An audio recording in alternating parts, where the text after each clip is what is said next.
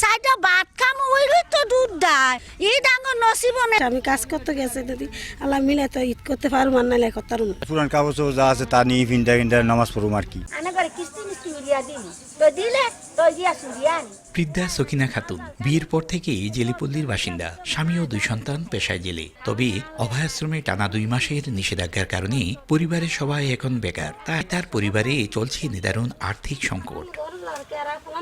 চাঁদপুর সদরের মেঘনাপাড়ের সাকুয়া গ্রামের জেলেপল্লীর প্রতিটি ঘরে একই অবস্থা। তাই ঈদুল ফিতরের আমেজ নেই তাদের মধ্যে। সন্তানদের নতুন পোশাক কিংবা একটু ভালো খাবার জোটাতে না পেরে প্রান্তিক জেলেদের কপালে দুশ্চিন্তা।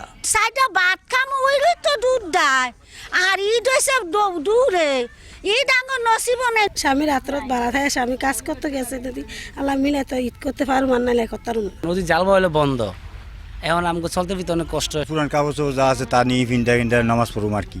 এমন পরিস্থিতিতে জেলে পরিবারগুলোর পাশে দাঁড়াতে বিত্তবানদের প্রতি আহ্বান জানালেন জেলা প্রশাসক। সামনে ঈদ আসছে, আমি আসলে আমাদের জনপ্রতিনিধিদেরকে রিকোয়েস্ট করব এবং বিত্তবানদেরকেও রিকোয়েস্ট করব, আমি আমার উপজেলা নির্বাহী অফিসারদেরকেও বলবো যাতে এই সময়টাতে বিশেষ করে যারা একেবারেই প্রান্তিক তাদের পাশে যেন আমাদের বিত্তবানরা একটু দাঁড়ায় তাদের সন্তানদের পাশে।